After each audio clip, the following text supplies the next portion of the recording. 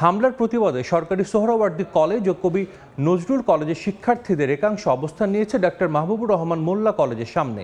ডেমরা এলাকায় বিরাজ করছে উত্তেজনা। বিস্তারিত জানাতে এই মুহূর্তে সেখানে আছেন রিপোর্টার ধ্রুব ব্যানার্জি। সরাসরি যাচ্ছি তার কাছে।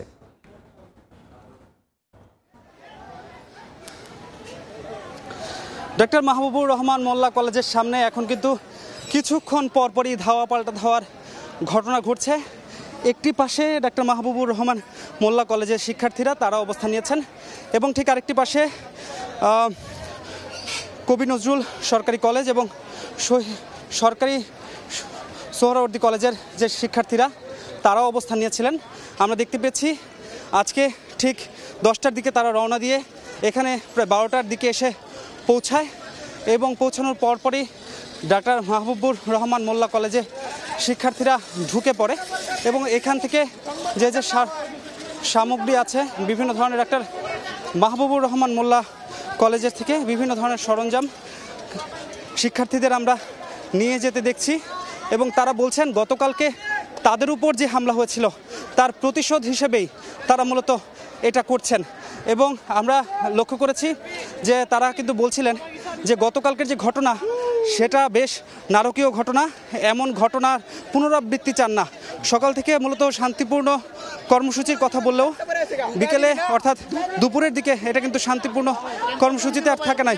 সুতরাং সেই জায়গা থেকে বারবারই তারা বলছিলেন যে তাদের ক্যাম্পাসের উপর যে হামলা হয়েছে সেই হামলা থেকেই তারা মূলত এই যে তাদের কাজটা সেটা করেছেন এবং আমরা বেশ কয়েকজনকে কিন্তু আহত হতেও আমরা দেখতে পেয়েছি এবং তাদের শরীর থেকে দরদর করে রক্ত ঝরছে, অনেকের মাথা ফেটে গিয়েছে। আমরা যতটুকু জানতে পেরেছি ডাক্তার মাহবুবুর রহমান মোল্লা কলেজের শিক্ষার্থীদের সাথে তাদের যখন সংঘর্ষ হয় তখন ইট পাটকেল নিক্ষেপ হয়। সেই ইট পাটকেলের আঘাত লেগেই মূলত যারা আছেন তারা মূলত যারা আন্দোলনকারী আছেন এবং যারা পুরান ঢাকা থেকে এখানে এসেছিলেন তারা আহত হন এবং কতক্ষণ পরপরই আমরা কিন্তু লক্ষ্য করছি যে এখানে কিন্তু উত্তেজনা বিরাজ করছে এবং যে এখানে যারা আছেন সাধারণ শিক্ষার্থীরা এবং আন্দোলনকারী যারা আছেন যারা মূলত ডাক্তার মাহবুবুর রহমান কলেজের উদ্দেশ্যে সরকারি সোহরাওয়ার্দী কলেজ এবং কবি নজরুল সরকারি কলেজ থেকে যারা এসেছেন তারা কিন্তু বলছিলেন যে গতকালকের যে ঘটনা এই ঘটনাটি কোনোভাবেই মেনে নিতে পারছেন না তারা এবং গতকালকে রাত থেকেই যেটা তাদের ঘোষণা ছিল তারা আজকে সকালবেলা থেকে আমরা যেটা লক্ষ্য করেছি তারা ভিক্টোরিয়ার সামনে মূলত ভিক্টোরিয়া পার্কের সামনে মূলত জড়ো হওয়ার একটা ঘোষণা দেন, কিন্তু সেটা তারা আজকে সকালে করেননি। তারা বিচ্ছিন্নভাবে তাদের যে স্ব ক্যাম্পাসে অবস্থান নেন এবং ক্যাম্পাসে অবস্থান নেওয়ার এক পর্যায়ে সরকারি সোহরাওয়ার্দী কলেজের যে শিক্ষার্থীরা আছেন তারা ক্যাম্পাস ত্যাগ করেন এবং মিছিল নিয়ে কবি নজরুল সরকারি কলেজের উদ্দেশ্যে চলে আসেন এবং কবি নজরুল সরকারি কলেজের এখানে এসে তারা কবি নজরুল কলেজের শিক্ষার্থীদের একাংশকে নিয়ে মূলত এদিকে অনেকটা হেঁটেই রওনা দেন।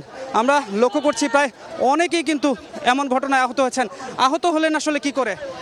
আমি তো আহত হই নাই, আমি এলাকার মানুষ, তো স্বাভাবিক প্রতিপক্ষের আঘাতে তার মাথা টাথা ফাইটা অবস্থা খুব খারাপ। হ্যাঁ, আমি তারা উদ্ধার করে হাসপাতালে। কিভাবে কি করেন?